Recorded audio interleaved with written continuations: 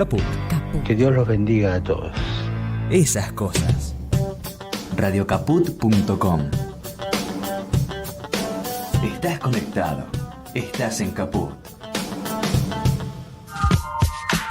Aquí comienza Mundo en Clave. Una mirada diferente sobre el escenario internacional. Con Hugo Gulman y Larry Levy. Todos los martes a las 10. Mundo en Clave. En Radio Caput. Hola, ¿cómo va? ¿Cómo están? Aquí otro encuentro de Mundo en Clave, como todos los martes a esta hora, aquí en Caput. Y, por supuesto, teniendo en cuenta que luego, por la tarde, se repite en la 90.7, en la radio pública de Marcos Paz, se va a repetir también en Oberá, en la provincia de Misiones, en RP Radio 97.5, y va a estar rodando en diferentes horarios en Radio Pista Urbana, una radio online de aquellas con excelente música. El chino Román ahí en los controles. ¿Cómo va, Chino? ¿Todo bien? Ahí, contento. Y mi compañero Larry Levy al lado mío. ¿Cómo va, Hugo? ¿Qué decís?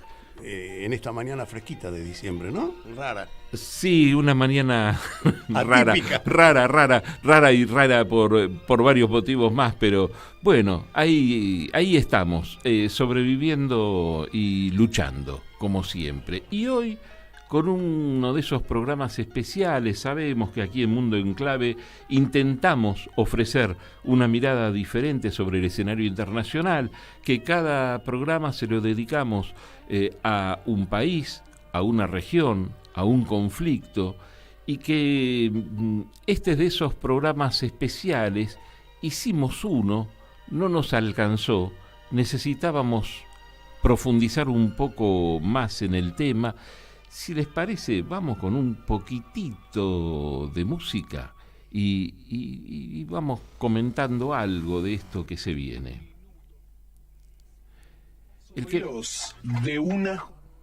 No. El que va a sonar es un grupo español que se llama Extremo Duro. Extremo Duro, y para dar un indicio, se llama Otra inútil canción por la paz.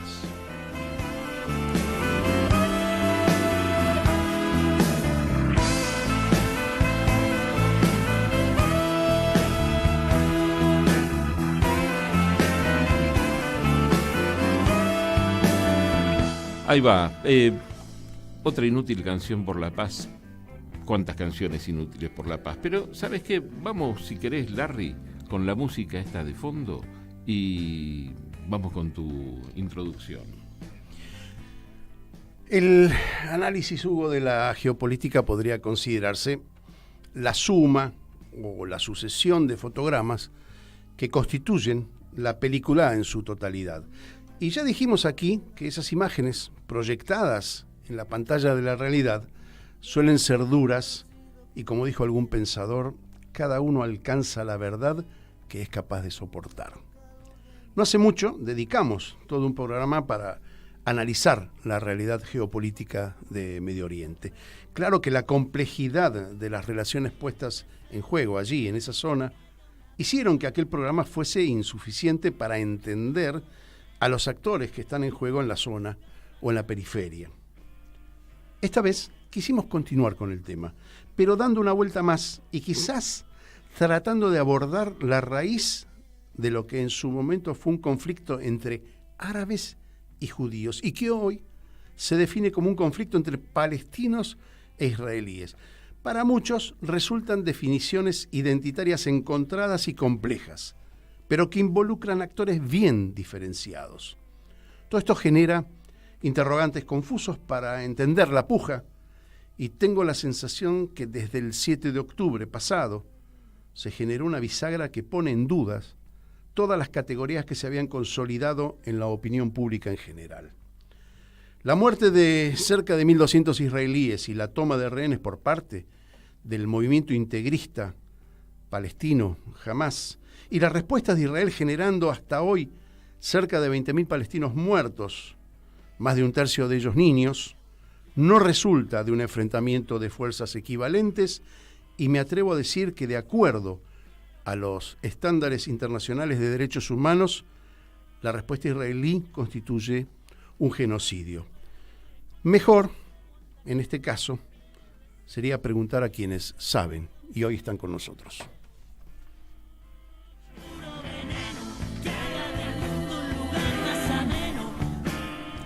Bien, así es. Como decía Larry, hoy tenemos dos invitados. Es un gusto muy grande tenerlos a ambos.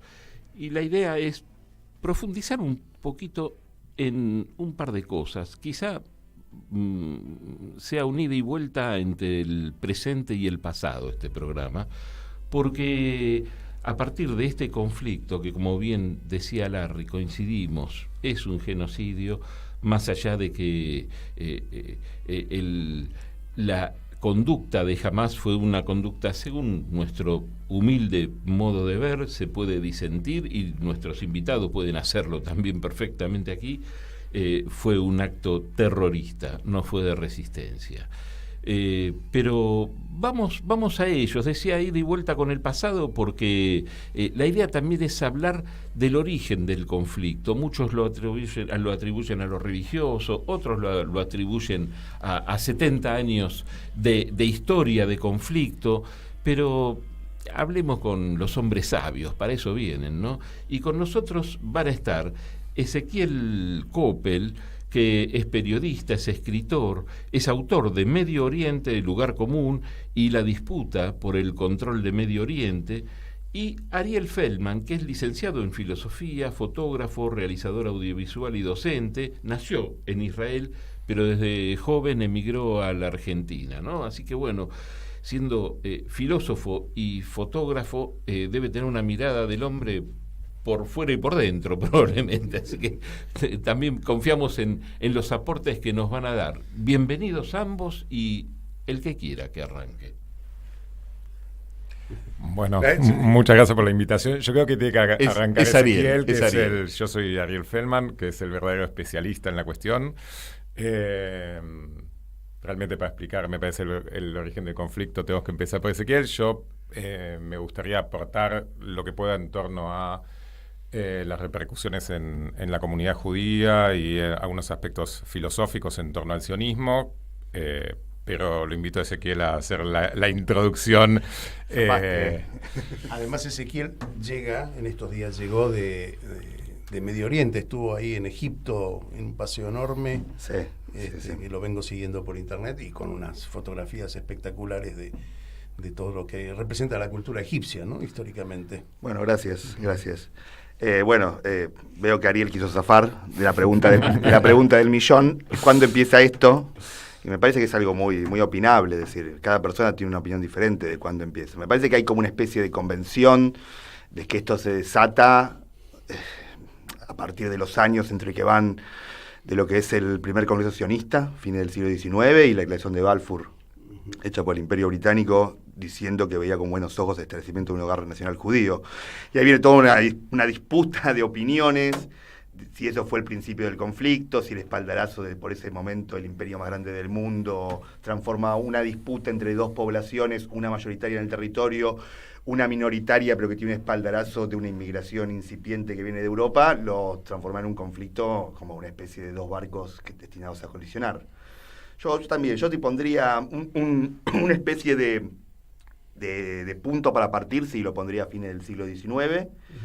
Y me parece que ¿por qué elegiría ese momento? Porque yo creo que es el momento donde empieza lo que para mí es el corazón del conflicto, que es un conflicto territorial. Uh-huh. Uh-huh. Claro, porque pensaba que en Israel, por ejemplo, los religiosos tienen un peso muy importante, pero no da la impresión de que el conflicto se trate centralmente de lo religioso.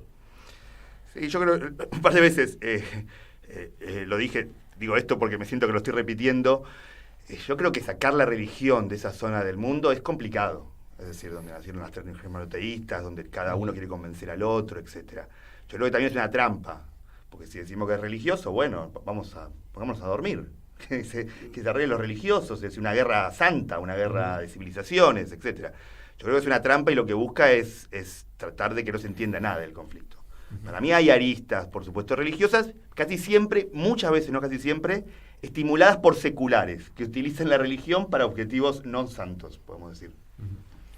Bien, comparto, digamos, es también una cosa sabida que el movimiento sionista es un movimiento laico en sus orígenes, que utiliza, digamos, precisamente parte del acervo religioso judío para apalancar, digamos, el proceso migratorio hacia Palestina.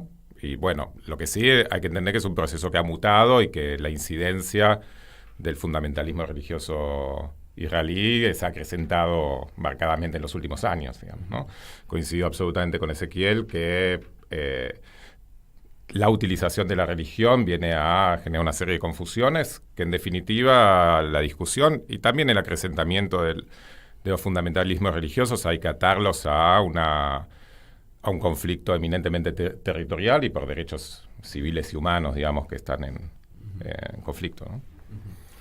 En el año 48, cuando se funda o se crea, porque no hay fundación sino una creación, la población era 1/3 de judíos y 2/3 Más o menos, sí. Sí, más o menos eso. Que fue cambiando progresivamente desde fines del siglo XIX. Sí, que eran inclusive 5% de los judíos. exactamente, pero y había una corriente migratoria de los países árabes, de judíos de los países árabes. No fuerte en ese momento. No era fuerte, pero era sostenida en el tiempo y fueron constituyendo ese tercio más o menos, ¿sí? Junto con una parte que venía de Europa preguerra también.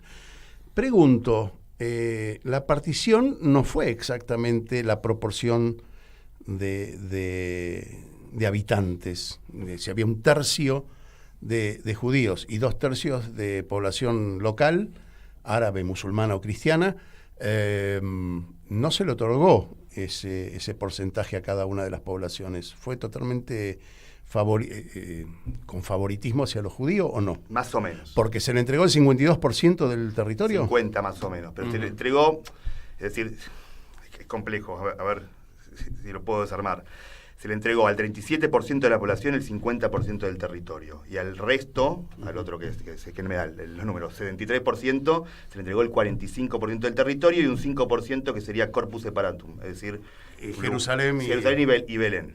Ahora, en el territorio alocado al 37% iba a haber 500.000 judíos y 400.000 árabes, y en el otro iba a haber 800.000 árabes y 10.000 judíos. Técnicamente había como dos, se hacían territorialmente como dos territorios de mayoría árabe. Ahora, ¿por qué? Uno dice, ¿por qué los sionistas aceptaron eso? Bueno, ahí vienen las cosas que son interpretaciones. No, la pregunta, muy bien, caíste justo en una pregunta que yo tengo. Sí. El territorio alocado Sí. a los judíos era mucho menos fértil que el otro territorio, porque ya estaba... Bueno, la cuestión, esas son cuestiones ya menores, porque en realidad lo que vos constituís es una entidad nacional. Opiniones. Sí, para mí no son eso, menores. yo creo que por ahí... pregunto, ¿a los árabes del lugar alguien les preguntó algo? No, pero se trataron de consultar varias veces. Es decir, la comisión, la UNSCOP, fue a reunirse el territorio con representantes judíos y los árabes boicotearon tipo la reunión. Por supuesto se reunieron por atrás, porque querían decir su opinión, pero nunca figuraron. Es decir, incluso podemos hablar de... Porque también hay una idea acá. Yo creo que hay, porque los árabes ya se han boicoteado un montón de, de comisiones internacionales, etcétera, se piensa... ¿Se piensa? Sí. No. Digo, se piensa directamente que, bueno, que de alguna manera no tienen responsabilidad. Yo creo que hay una responsabilidad en el boicot. Ahora, también vamos a ponernos del lado vamos a pensarlo de otro lado. Vamos a pensarlo del lado del abogado del diablo. Es decir, ellos decían, nosotros éramos 90% en un momento de la población, ahora somos 80, ahora somos 70, ahora somos 60, cada vez vamos a perder más. Nosotros boicoteamos esta idea de crear un Estado judío a un Estado árabe. Pero para Larry, un par de cosas. Yo creo que hay un par de si analizamos el conflicto, y no digo responsabilidad para que los árabes palestinos sufran una ocupación, pero me parece que hay una posición de los árabes palestinos en un rechazo a algún acuerdo de partición del territorio. Podemos analizarlo o no, pero también hubo en los árabes palestinos el rechazo a la partición Pell del 37, que lo favorecía con un 70% del territorio. La pregunta es si era autodeterminación. En realidad lo que estamos hablando es que de una potencia dominante determina el futuro político y social y de construcción política de los pobladores del local. Es decir, en última instancia estamos hablando de una repartija que hizo el mandato británico y el mandato francés de territorios que, bueno, habían conquistado o tenían a su cargo controlar, dado por las Naciones Unidas. Y la verdad que la consulta popular... Yo presté mucha atención a una frase que Ariel en un texto, no sé si fue en un texto o en un reportaje, que dijo muy taxativamente: Israel es una mala solución para un problema real. ¿Sí? Y yo acuerdo con esa mirada, porque me pregunto, ¿qué hubiese pasado si hubiésemos dejado sin crear el Estado y con una afluencia demográfica natural? ¿Sí? Que hubiesen seguido llegando judíos y hubiesen seguido estando los árabes. ¿Hubiese sido una solución cantonizada como el Líbano? Es una buena pregunta, ¿no? Pero recordemos también que a partir de 1899 o de 1910, los representantes árabes, Mufti de Jerusalén, el intendente de Jerusalén, se opusieron totalmente a la inmigración de judíos. Uh-huh. No es tan simple el sentido, digo, que automáticamente se iban a compartimentar dos poblaciones judías y árabes en el mismo territorio de forma simple. Es decir, los representantes árabes o la población árabe mayoritaria del lugar rápidamente vio cuál era el objetivo sionista, que era cambiar el carácter del lugar e imponer un dominio sobre el territorio. Y se opuso a la inmigración judía, incluso a la inmigración judía dentro de la Segunda Guerra Mundial y previo a la Segunda Guerra Mundial. Bueno, entonces no estaba errado la mirada esa. Creo que es un poco, yo no la comparto. Yo no creo que se hubiera ordenado todo. Nunca creo que la zona hubiera sido un canto de paz. Y yo lo que veo era otra guerra entre palestinos árabes y palestinos cristianos. Uh-huh. Pero bueno. Ariel, tu mirada con respecto a esta evolución inicial. No, a ver, veo una reflexión. Yo creo que no hay que simplificar los relatos para poder señalar algo que hoy día es indiscutible, que los palestinos son víctimas de una serie de políticas civiles, militares y contra los derechos humanos que hay que condenar. Dicho esto, no hay que simplificar. Yo concuerdo con Ezequiel que la situación era muy compleja, en la cual, así como bien señala Ezequiel, que hay un rechazo a la inmigración judía por parte de los árabes, en los congresos sionistas se planteaba directamente también la necesidad ya muy tempranamente de qué hacer con la población árabe, que se sabía que existía ahí, que se planteaba un Estado exclusivista de mayoría demográfica judía y que tenía que haber un desplazamiento, digamos. Una limpieza étnica. Entonces, hay que ver que es un escenario de mucha complejidad, un territorio, digamos, muy, muy pequeño, eso ya lo sabemos, y acá la discusión tiene que ser política y no negar los factores que están en juego, digamos, ¿no? Me parece eso en principio. Después, obviamente, la discusión es si ese movimiento original, el movimiento sionista, pudo haberse dado de otra forma de la que se dio. Digamos, ¿no? Eso es una discusión que para mí hay que darse, porque la historiografía medio de vulgata judía, israelí, incluso la más de izquierda, los problemas parecen empezar en el año 67 con la ocupación de Cisjordania, de Gaza, de las alturas de Golán y demás.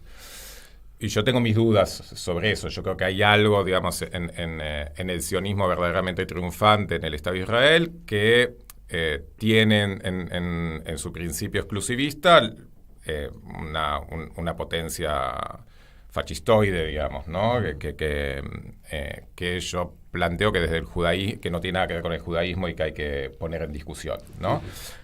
Ahora, la verdad es que los movimientos plurinacionales, esto que entiendo que vos, Larry, planteás como posibilidad, fueron siempre minoritarios, digamos, ¿no? Estos debates se dan en la sociedad israelí. Acá estamos a la distancia, se plantea, pero está en la sociedad y está en la dirigencia de alguna manera, porque había alguna resistencia a la invasión que era por parte de determinados partidos de izquierda. Ya desde hace años el laborismo dejó de ser una resistencia a la invasión o a las respuestas tremendas, crudas, israelíes contra los ataques palestinos.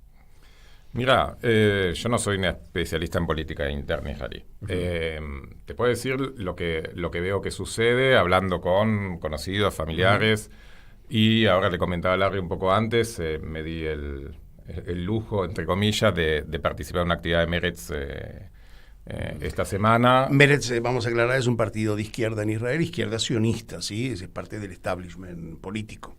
Bueno, es mucho decir, dado que no tienen ningún escaño, digamos, en el Knesset.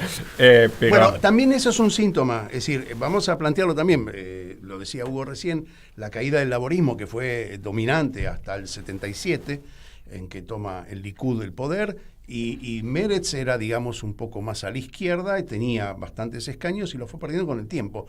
Quizás eso tenga que ver también con el proceso internacional. Las izquierdas están cayendo y no son, digamos, descartables que esas influencias también se produzcan en la política israelí. Lo que preguntó Hugo recién es cuál es el convencimiento que hay en la sociedad israelí de debatir este tema. Yo creo que muy poco, digamos, ¿no?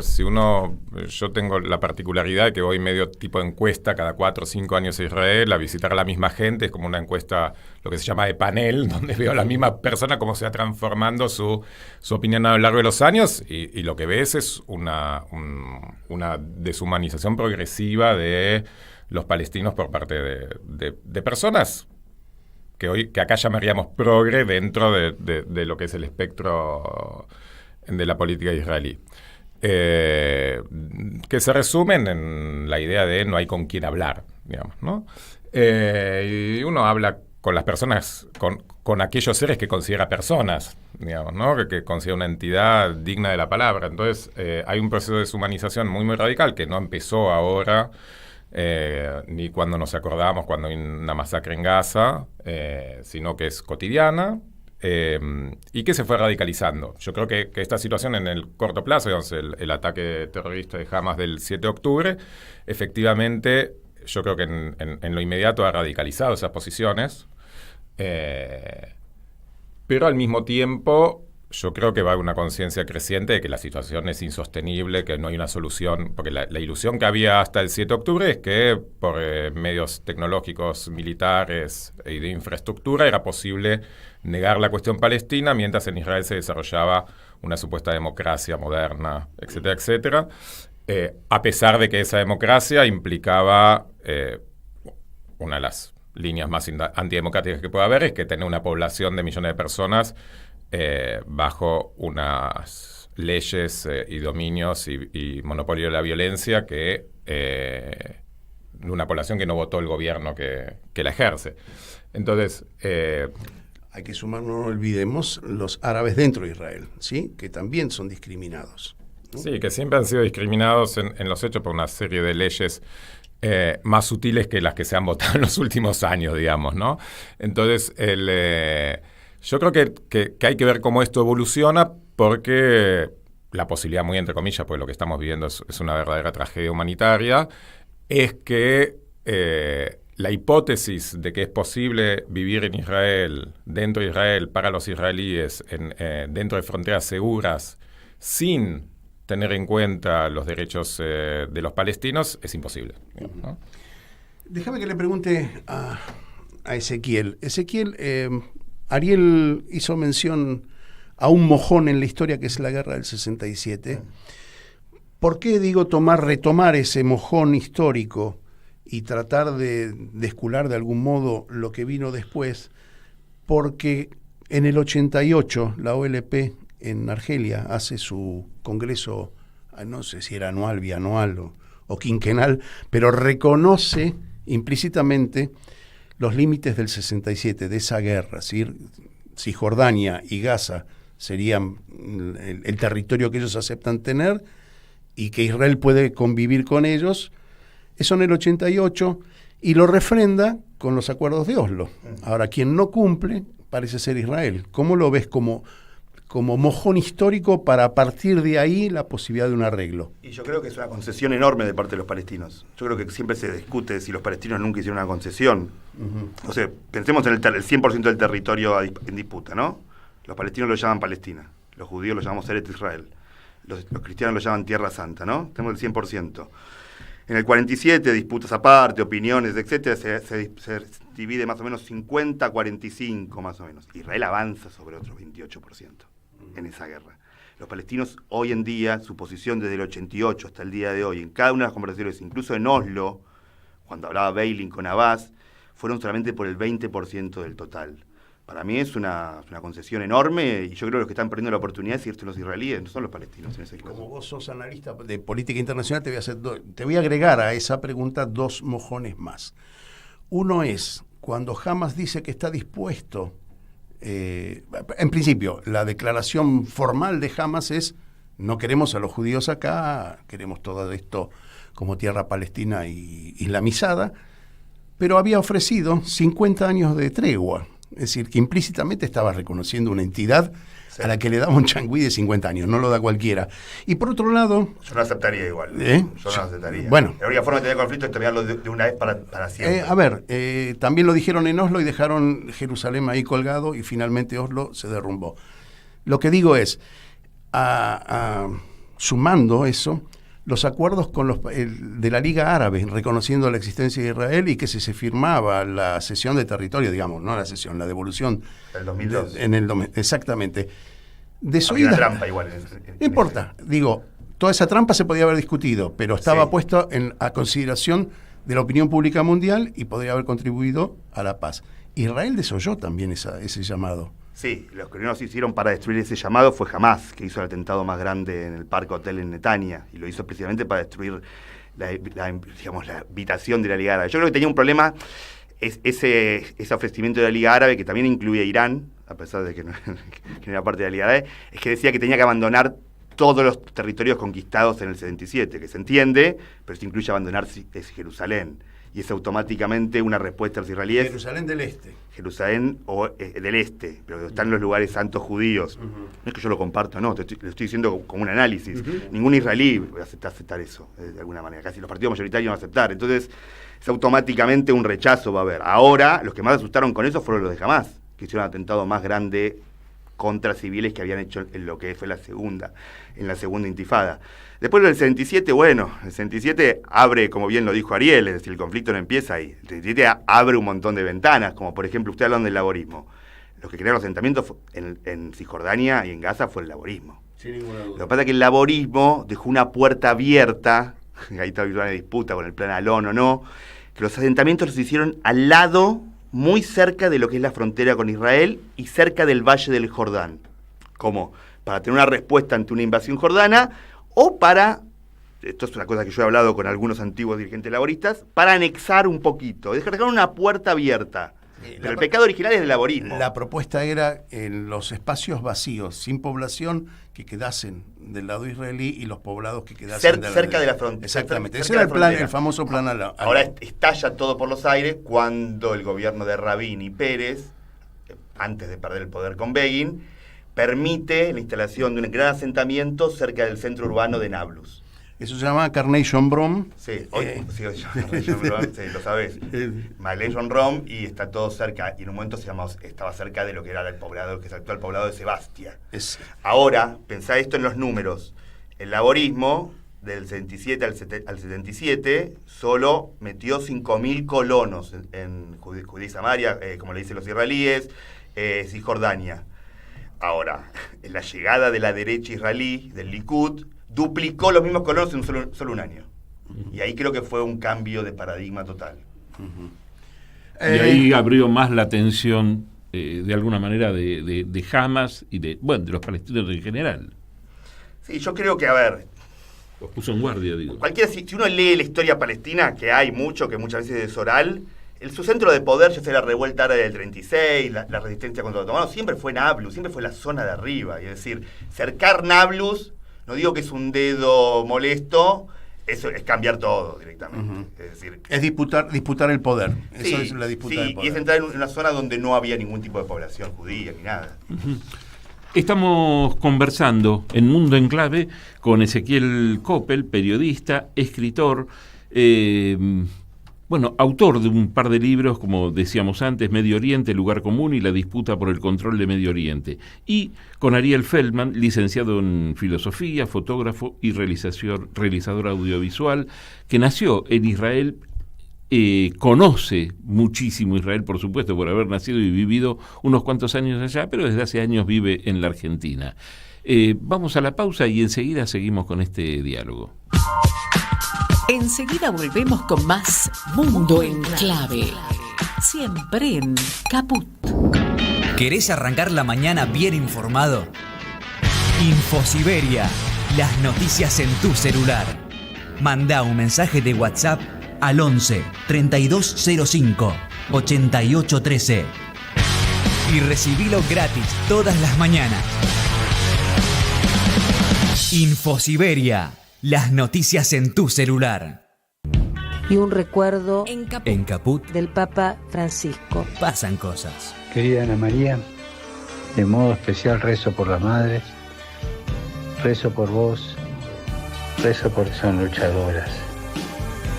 Estoy seguro que además del reconocimiento de la humanidad, Dios las tiene muy en su corazón, son luchadoras, Lucharon por la justicia y nos enseñaron el camino. Y me alegra que vos sigas estas huellas de tu madre, que la transmitas a los demás en tu audición radial. De modo especial rezo por la madre, rezo por vos, rezo por tu madre, Esther, y rezo por todos los hombres y mujeres de buena voluntad que quieren llevar adelante un proyecto de justicia y de fraternidad entre todos. Son luchadoras y nos enseñaron el camino. Radio Caput. Que Dios los bendiga a todos. Esas cosas. Al amigo todo. Hoy no podemos hacer choripán porque hay lluvia. Piropos para todos. Un programa de humor bien peronista. Mucha lluvia. ¿Dónde están los choripaneros si hay lluvia? Se te apaga la parrilla, hermano. Piropos para todos. Hagamos grande el peronismo otra vez. Martes a las 8 de la noche. En Capó.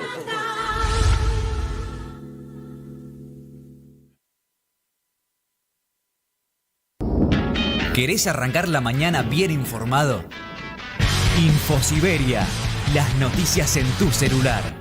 Mandá un mensaje de WhatsApp al 11 3205 8813 y recibilo gratis todas las mañanas.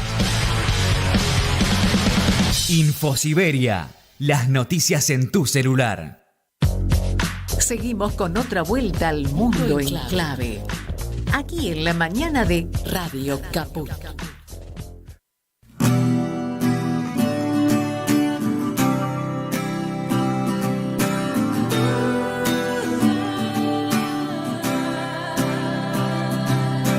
Vamos por el mundo juntos en la marcha. Ven que todo el mundo es nuestra casa. Todos por el mundo vamos a tomar la plaza. Vamos por el mundo juntos en la marcha. Ven que todo el mundo es nuestra casa. Todos por el mundo vamos a... Seguimos en este programa dedicado a Medio Oriente, ¿no? Más que Medio Oriente, específicamente el conflicto entre Palestina e Israel, ¿no? Que puede derivar en otras cosas, ¿no? Porque toda la política internacional, los países más poderosos están acercando barquitos, están acercando armas, están muy atentos, inclusive hay algunos países que están dispuestos a no dejar pasar ningún barco, ya no de bandera israelí, sino que se dirija a Israel. Así que, de paso, consultamos con nuestros invitados, que son Ezequiel Coppel y Ariel Feldman, acerca de esto, cómo ven el panorama mundial a partir de este conflicto. Ezequiel Coppel, dicen. No, lo que vemos es una alineación irrestricta de Estados Unidos con Israel, y para mí lo que va a producir, ya lo vi en Egipto el mes pasado, es como una desazón de parte de los países árabes en cuanto a nosotros confiamos en ustedes, después vamos a analizar por qué confían, ustedes no son un mediador justo en este conflicto, ustedes nos han pedido a nosotros una posición, por ejemplo, en el conflicto de Siria, donde tenemos que respetar a los civiles, donde tenemos que apoyar a dictadores, etcétera, no tenemos que fomentar la limpieza étnica o el uso del hambre como arma de guerra, y ustedes están haciendo la vista gorda con respecto a Israel. Yo creo que va a haber una separación de parte de lo que yo denomino la calle árabe o el mundo árabe con Estados Unidos, que va a tardar bastantes años en recuperar Estados Unidos. La importancia que ha adquirido Turquía desplaza de alguna manera el eje que ponía Occidente en Israel como bisagra hacia Oriente. Yo tengo una opinión bastante controvertida en eso. Yo creo que Estados Unidos no es un mediador justo en el conflicto, pero es el único mediador que puede obligar a Israel a hacer cosas. Es decir, yo creo que, a veces lo digo y que la gente se enoja, yo creo que a Israel le encantaría que el mediador sea China o Rusia, porque no tiene ninguna manera de presionarlo. Entonces van a hacer lo que quieran. Es decir, el tema que tendríamos que buscar es que el mediador actúe de forma justa y de que sea lo más posiblemente imparcial. Estados Unidos no lo es. Hay algo raro ahí, porque vos hablaste de Siria, y en Siria está Rusia presente, defendiendo al Estado ruso. Sin embargo, le permite a Israel incursiones aéreas para atacar... Al dictador ruso. Al dictador sirio. Al dictador sirio. Vos podés llamarlo dictador, yo digo que tengo mis atenuantes para analizar el mundo político. El asesino sirio, después de matar 100.000 personas y usar armas químicas, ¿cambiamos? No sé si usó armas químicas, no está probado, pero bueno, no importa. Vamos a acá. Hay una realidad. Volvamos al tema. Sí está aprobado el uso de armas químicas. Bueno. Es decir, pero toda la gente yo respondo, si no tendría que cuestionar otras opiniones de organizaciones humanitarias como Greenpeace o Human Rights Watch, que dicen cosas en Gaza. Cuando digan cosas en Gaza voy a decir, es mentira, porque también pienso que son mentiras las de Siria. No. Si una cosa es verdad, o pensamos que es cierta, también la otra es cierta. Bueno, la cuestión no es pensar, sino tener las evidencias. ¿Cómo no? Hay más de 80 ataques. Yo como periodista lo cubrí. Sí. Entonces te digo que mi evidencia es sí. Ahora, resulta medio raro esa posición de Rusia con respecto a permitirle a Israel atacar Siria, territorio sirio, no los sirios en sí mismos, sino a las bases iraníes. ¿No resulta medio raro toda esa combinación de permisos y contrapermisos en lo que es la geopolítica? Porque es difícil elegir ahí un mediador justo, entonces. Son intereses. Los intereses de Rusia e Israel coinciden en algunas cosas, y los intereses tipo de Rusia y Siria coinciden en otras. Entonces, más o menos, los rusos le permiten a los israelíes atacar a las fuerzas iraníes que están dentro de Siria, porque de alguna manera podemos pensar que los rusos quieren tener la primacía en Siria, no quieren compartirla con los iraníes. ¿Y necesitan Israel para tener la primacía? Por supuesto, que otro que el trabajo sucio. Es parte de la política nacional. Ariel, ¿cuánto sabés desde acá también en ese aspecto, pero cuánto considerás que sabe la población israelí sobre las acciones que lleva el ejército israelí sobre Palestina? Acá llegan videos, por supuesto, me llegan montones de videos, tengo familia allá que bueno, siempre Israel es bueno, Palestina es mala, siempre esa cosa, viste, de buenos y malos, y las víctimas son los israelíes, ¿no? Pero también llegan otros videos donde vos ves violaciones a los derechos humanos en cada segundo de ese video, ¿no? Y me da la impresión de que la población israelí no termina de estar informada totalmente sobre lo que ocurre. Yo creo que más allá de la información que llega, no hay que subestimar la editorialización, digamos, de los medios israelíes y de la historia de la constitución de una conciencia colectiva, digamos, que afecta a las lecturas individuales cuando esa información llega, ¿no? Entonces, hoy sabemos, digamos, la información llega, no es que Israel tiene bloqueada, digamos, hoy día el canal de YouTube de Al Jazeera o los informes de la Deutsche Welle, digamos, ¿no? Lo que sucede es que, bueno, Israel nazifica, digamos, ¿no? La sensación es que en el fondo hay un antisemitismo cultivado, más o menos solapado, y así, bueno, ahora que salió Human Rights Watch justamente a señalar que, creo que fue Human Rights Watch o Amnesty que salió a denunciar la política de hambruna en Gaza. Salieron a señalar que era una organización claramente antisemita, lo mismo con las Naciones Unidas, digamos. Entonces, el proceso de nazificación de las posturas que son críticas de Estado de Israel es el tema más complicado para mí fácilmente desarmable en algún lugar, pero muy complejo porque hay una usina cultural y mediática muy aceitada en construir ese vínculo en el cual queda Israel en una posición de víctima frente a una nazificación de los palestinos y a aquellos que defienden el derecho de los palestinos a vivir de forma medianamente digna, ¿no? Ariel, en los últimos tiempos, y se lo pregunto también a Ezequiel, lo señalo como para que lo charlemos, Han crecido a nivel internacional manifestaciones en contra de la acción de Israel y en pro de la causa palestina. Y pregunto, ¿alguna vez vieron semejante movimiento o es a partir de este momento crucial, crítico o bisagra y no tiene que ver tanto con el antisemitismo como una expresión en contra del genocidio o la aniquilación de los palestinos? ¿Me permiten hacer una disgregación un segundo?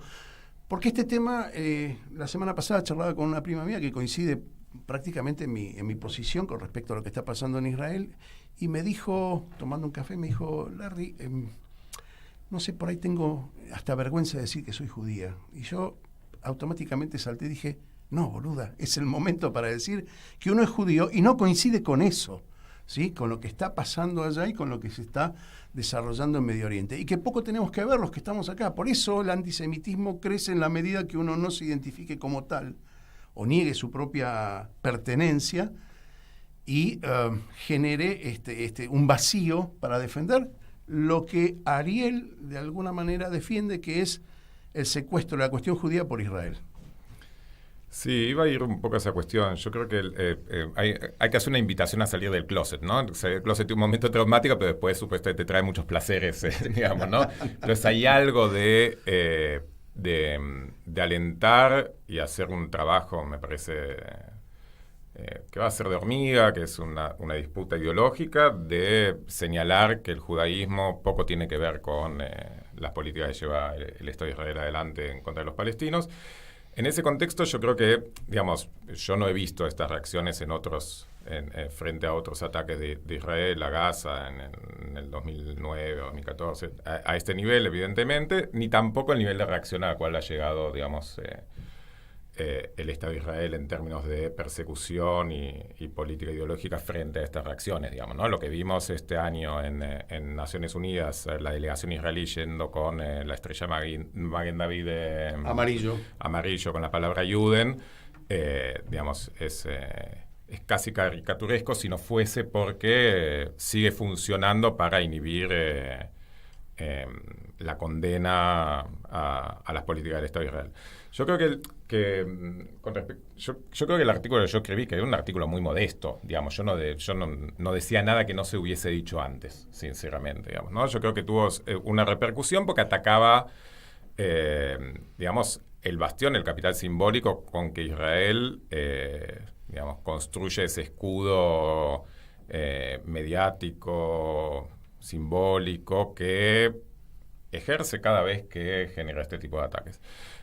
Y que por el otro lado tocaba, me parece, una fibra que me parece que ahí para mí hay que tener una discusión fina. Por un lado, para mí hay dos intervenciones que aquellos que trabajamos sobre el tema y nos preocupa el tema sinceramente, hay que intervenir. Una es explicar el conflicto, ¿no? Sus complejidades, sus dificultades y sus simplezas también, porque es un conflicto muy complejo en ciertos aspectos. En un aspecto es una situación muy sencilla, digamos. La ocupación de los territorios palestinos no es una cuestión que esté en disputa, digamos, ¿no? Más allá de que se quiera disputar, digamos, comunicacionalmente, en términos del derecho internacional, digamos, no es una cuestión que esté en disputa. Ahora, pero hay otro aspecto, y ahí hay que ser muy taxativo. Pero al mismo tiempo hay que regular el lenguaje, porque para mí hay que disputar algo de la identidad del judaísmo en este contexto, y hay que entender que el sionismo, para muchos, constituye históricamente un movimiento de liberación nacional. Y por lo tanto, tiene aspectos progresivos, revolucionarios. Una pregunta, ¿no se terminó en el 48 cuando se concretó el anhelo nacional de constituir un país? ¿Se terminó en qué sentido? El sionismo se terminó como movimiento, se convirtió en diferentes partidos políticos que juegan en la arena interna de Israel, por supuesto, pero como movimiento que tenía el anhelo nacional de constituir un país, como lo dicen ellos, una normalización territorial, se concretó. Hay un país, hay una tierra. Uno puede decir que lo contrario. Yo digamos, se sabe por mi artículo, yo no defiendo, digamos, el movimiento sionista. Yo podría denominarme un post-sionista, digamos, siguiendo Ilan Pappé. Pero la repercusión de la Revolución Cubana, como decir, bueno, listo, los movimientos revolucionarios terminaron en la Revolución Cubana. Bueno, no, al revés, el efecto de un proceso nacional triunfante en Medio Oriente, fue al revés, aglomeró y cristalizó una transformación, a mi juicio problemática, pero entendible, de la comunidad judía en la diáspora, que sufre. Ricardo Foster, yo creo que es un filósofo justamente criticado por ciertas posiciones políticas para mí, porque me parece que cierto papel en Carta Abierta no fue lo más feliz, pero tiene un gran libro, digamos, sobre la transformación del judaísmo, que se llama El exilio de la palabra, que recomiendo mucho, que creo que editó en el año 2001, donde habla sobre el proceso de transformación del judaísmo galútico hacia el Estado moderno, afirmativo, occidental, que se desarrolla en el Estado de Israel.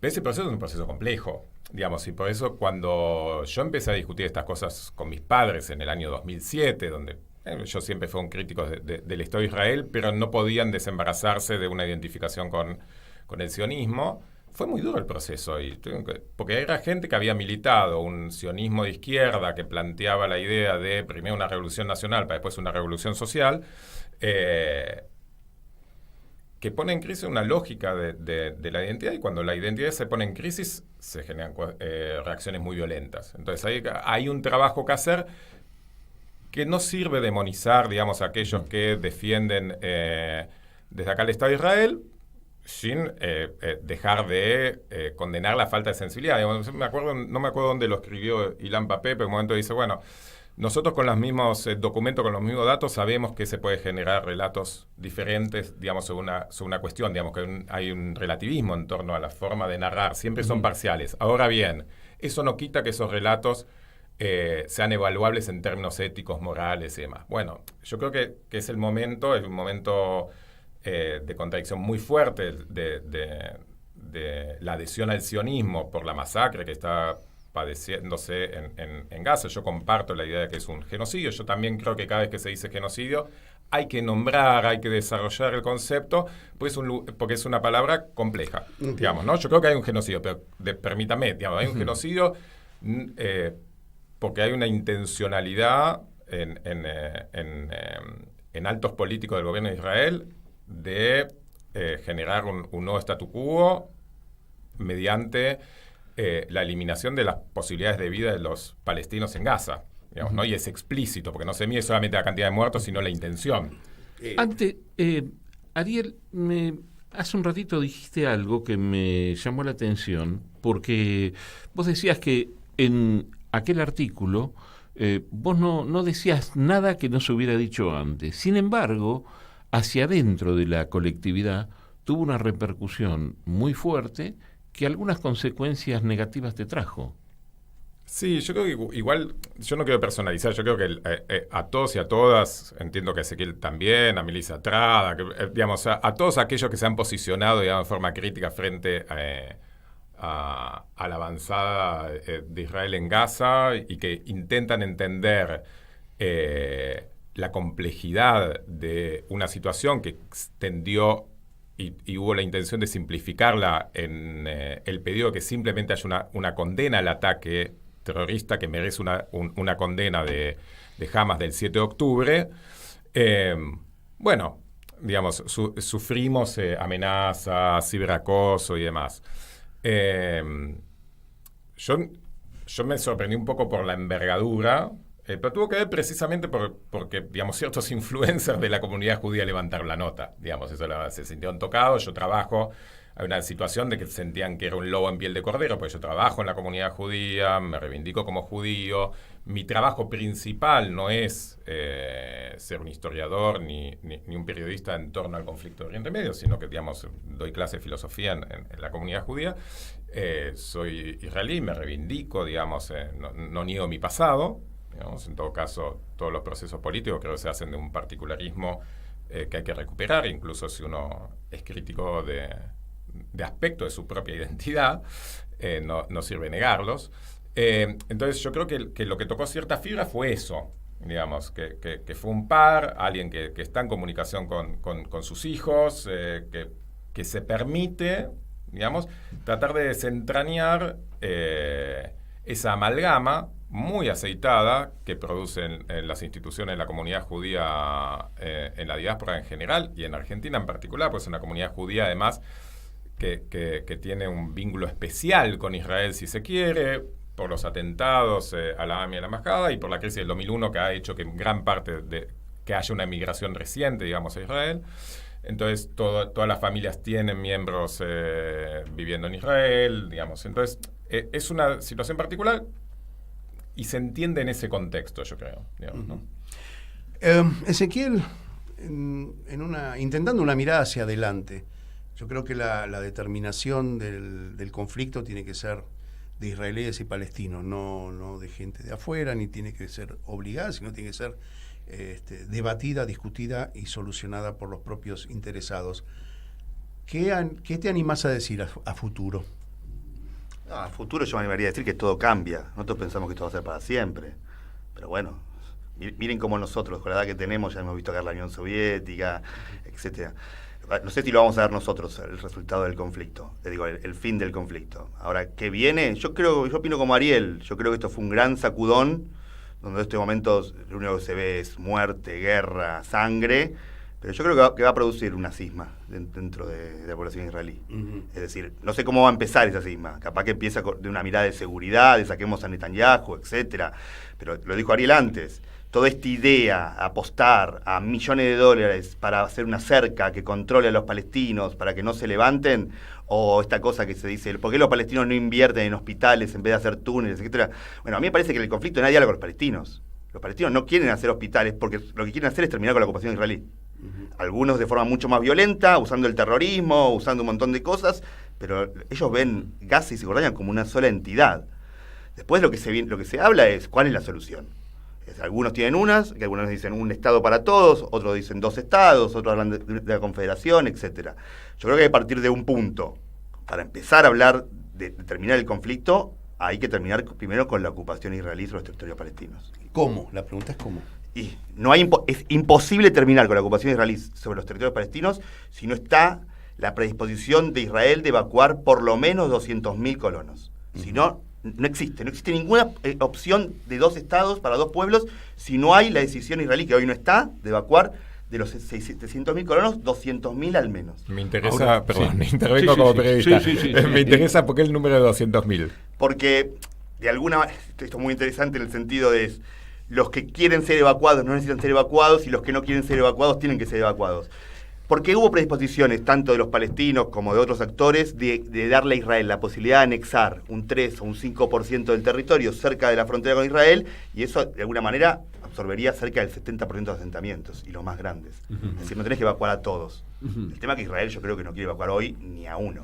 Lo que pasa es que, a la vez, por otra parte, uno no puede dejar de contabilizar que hay, pongamos por hacer un número redondo, cerca de 20.000 muertos palestinos, que tienen familias que quedaron vivas y que va a haber venganza, va a haber sed de venganza. No sé si se termina porque se acuerda tal cosa de acá para adelante, cuando el pasado en estos meses fue desgarrador.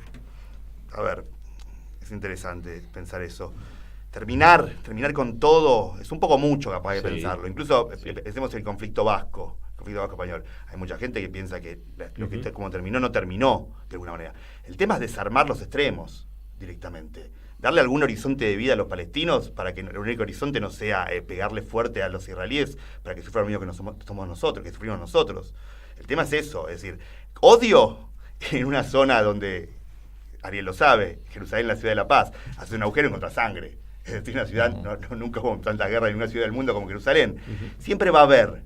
El tema es tratar de desarmar esos polos que están como predestinados a chocar de forma violenta, de alguna manera. Darle un cierto horizonte.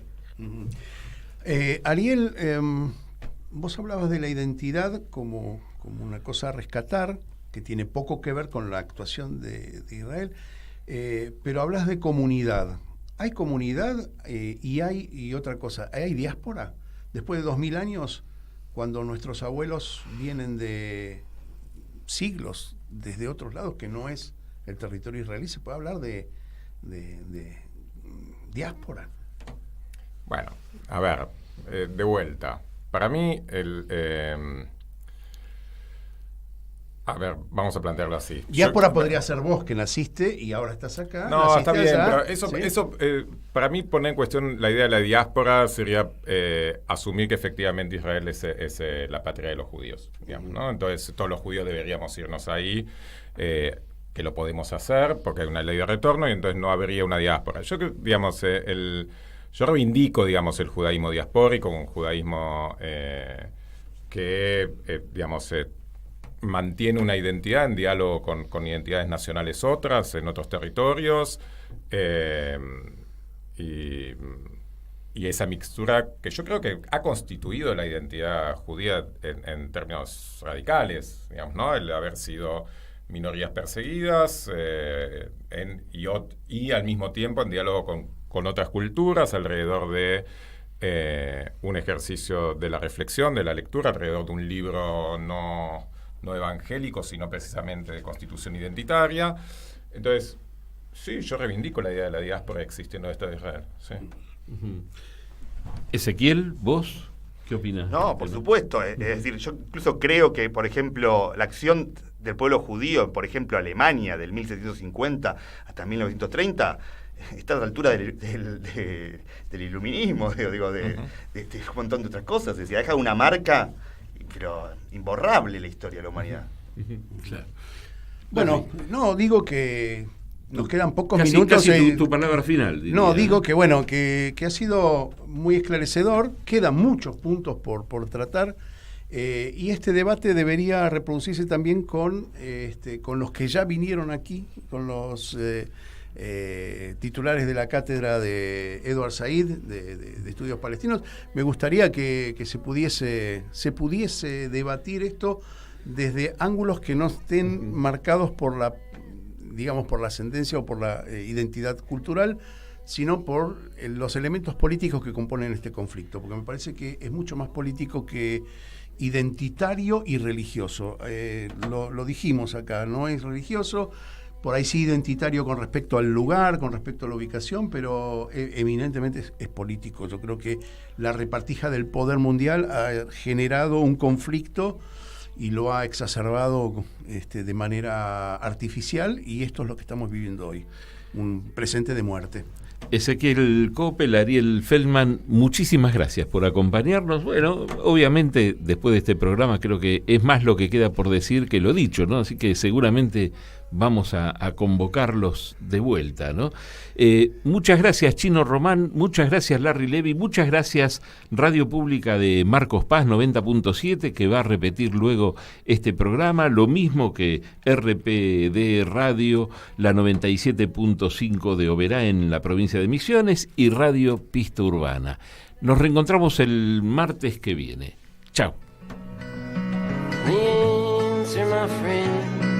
Is blowing in the wind. The answer is blowing in the wind. How many times must a man look up before he really sees the sky? How many ears must one person have before he can hear people cry? How many deaths will it take till he knows that too many people have died? The answer, my friend, is blowing in the wind. The answer is blowing in the wind. The answer, my friend, is blowing in the wind. The answer is blowing in the wind.